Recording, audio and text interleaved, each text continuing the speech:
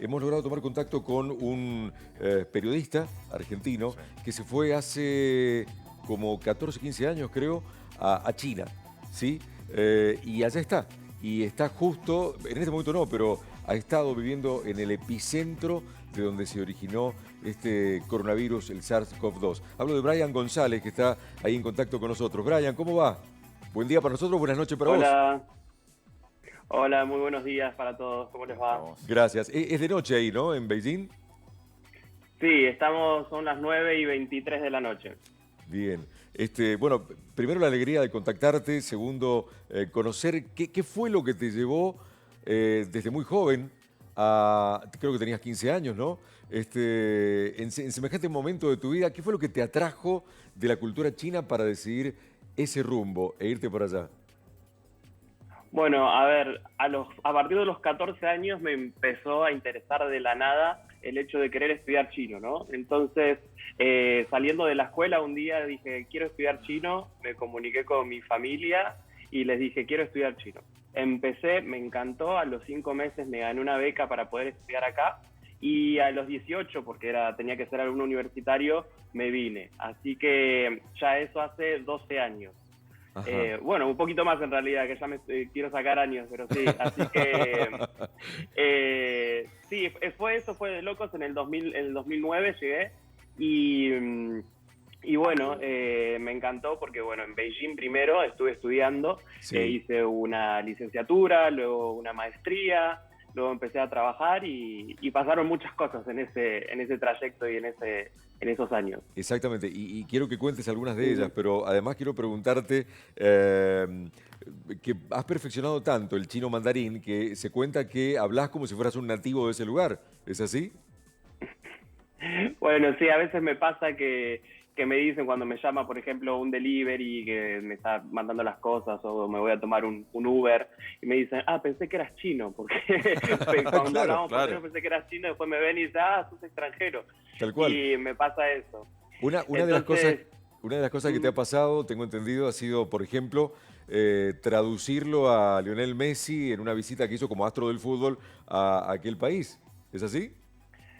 claro, para promocionar en su momento la marca de la línea de ropa, en realidad, que estaba Sí. haciendo para una marca. Y sí, me tocó ser el intérprete en un evento, además de entrevistarlo y estar conduciéndole de evento y demás. Así que, bueno, la verdad que fue un gran honor poder hablar en chino traduciendo sus palabras, ¿no? Así Bien. que fue una de las máximas cosas que me sucedió como traductor.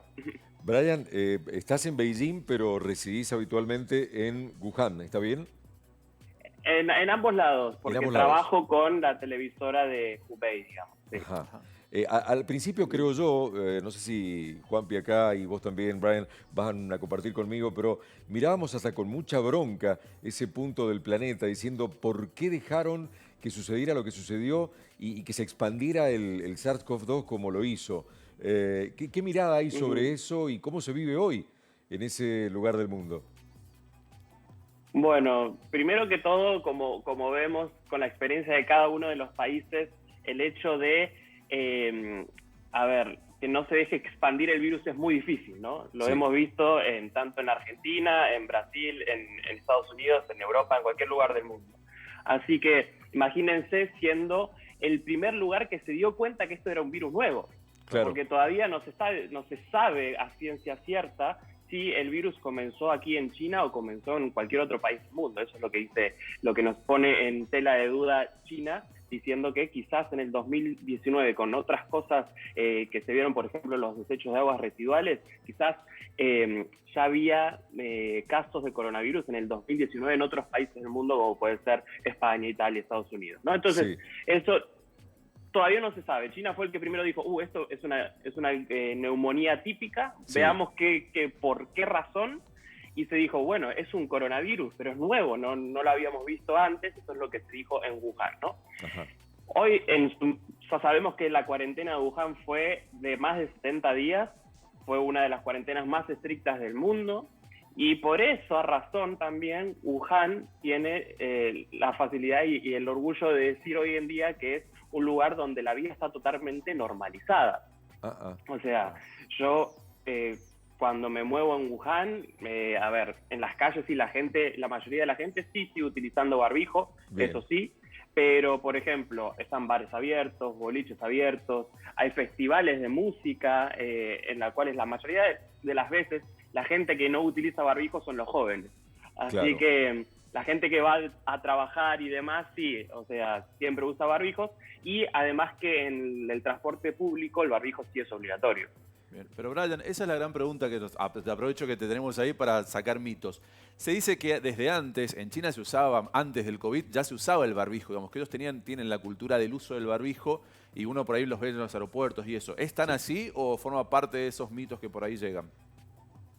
No, totalmente cierto. La verdad que, ¿qué pasa? China tuvo experiencias de epidemias a principios del 2000 también, con el primo hermano del coronavirus, que fue la epidemia del SARS. Sí.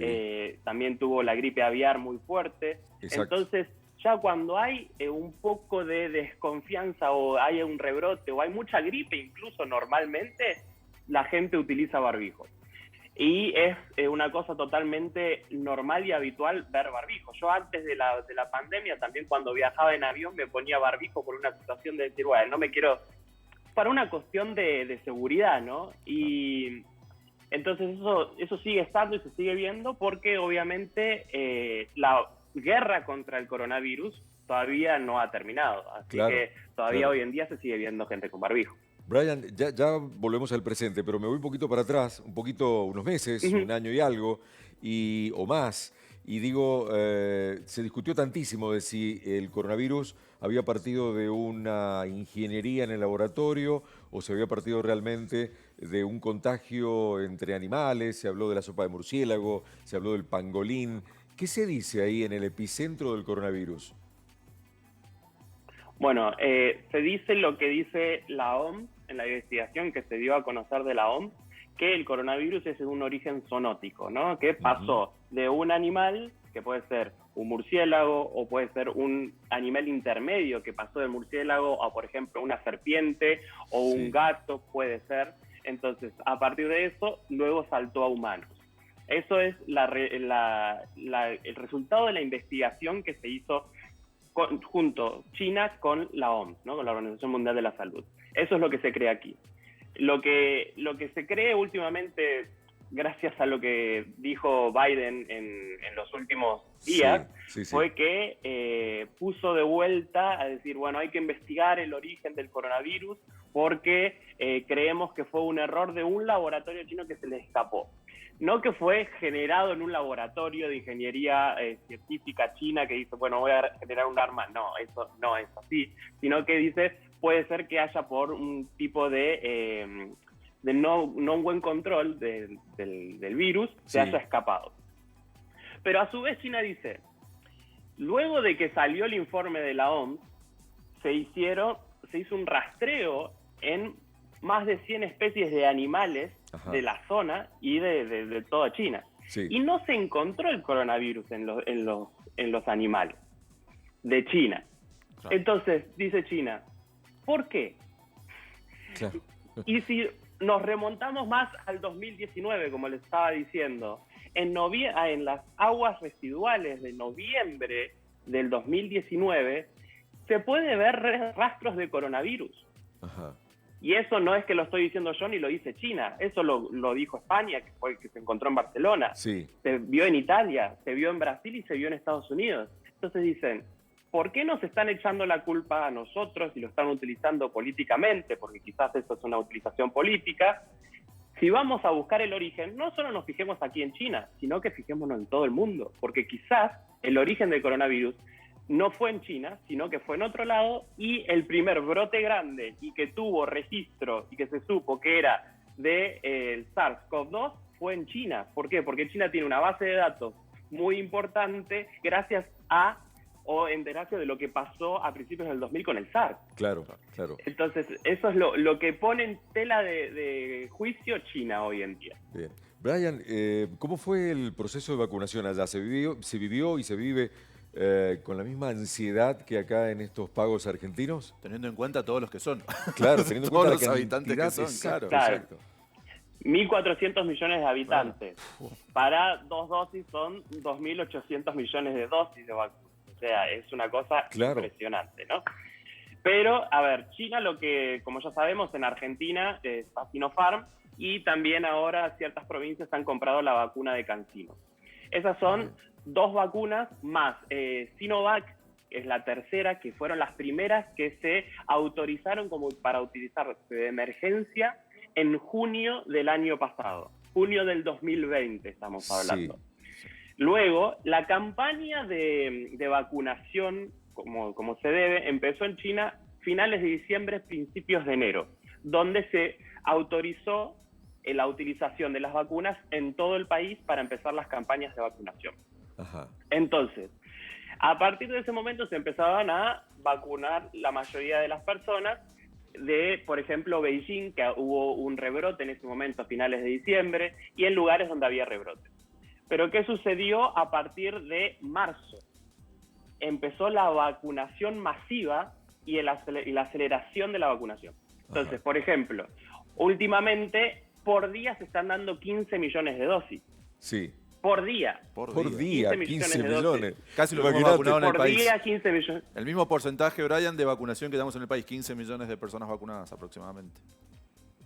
Claro, pero bueno, estamos en cada día. Y por ejemplo, esos 15 millones por día, en una semana aproximadamente, se llegan a las 100 millones de dosis.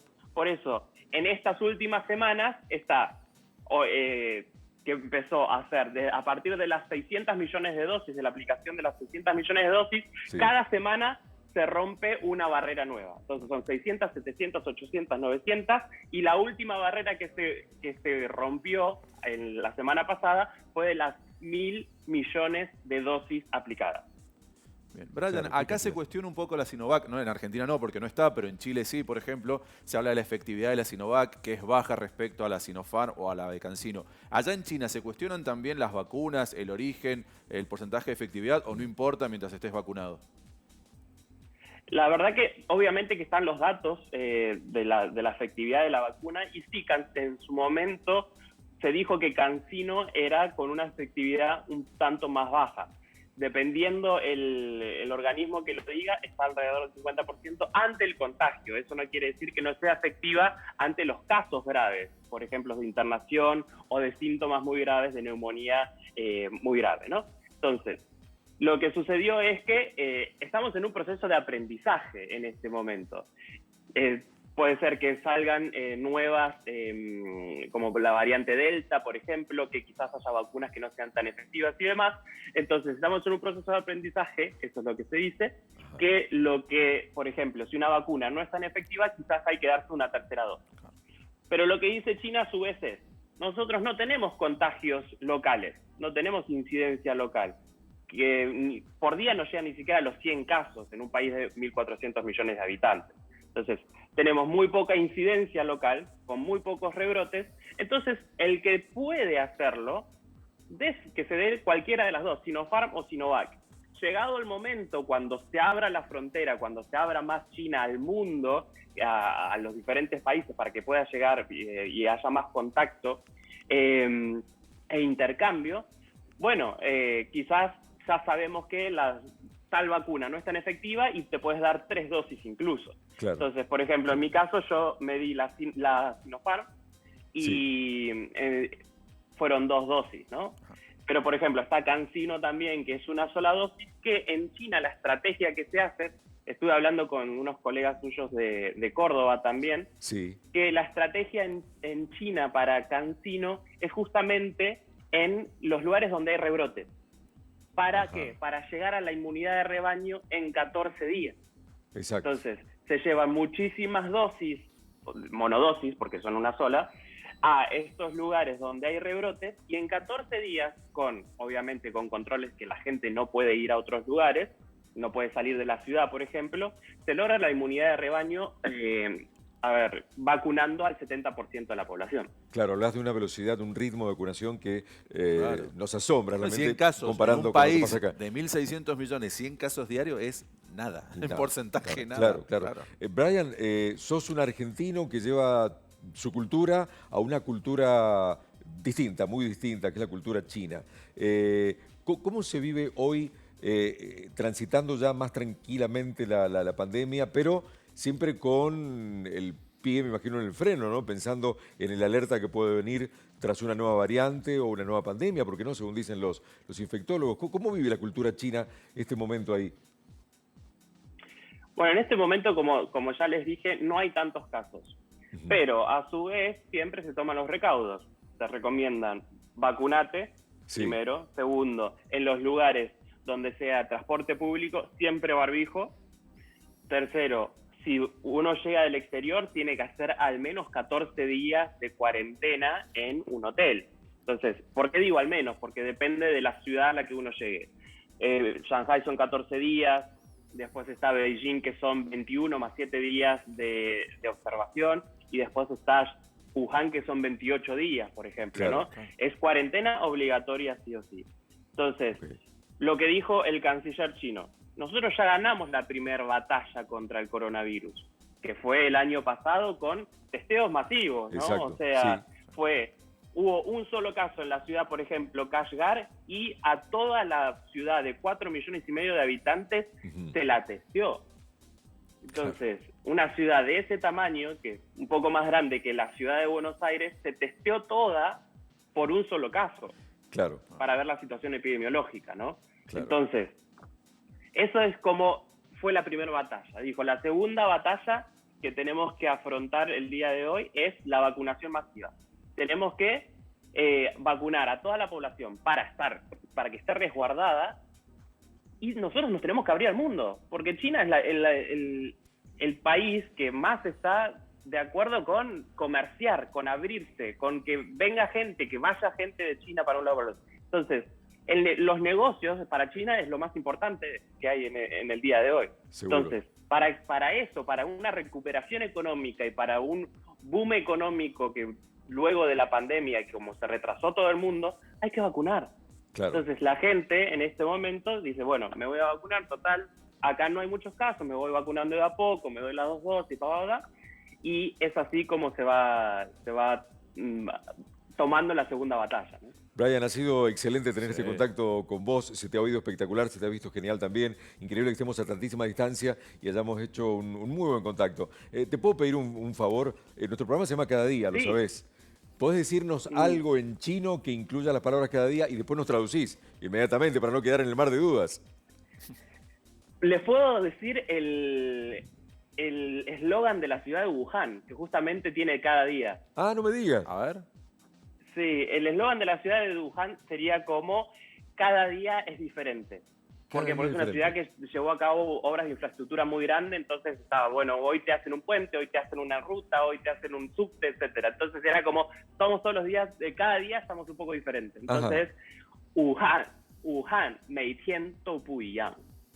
Impresionante, impresionante. Te aplaudimos desde acá, Brian. Gracias por este contacto y la amabilidad de atendernos. Muchas gracias, que tengan muy buen día. Gracias, que estés muy bien.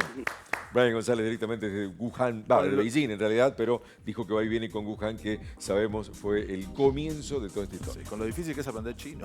No, ni me lo cuentes.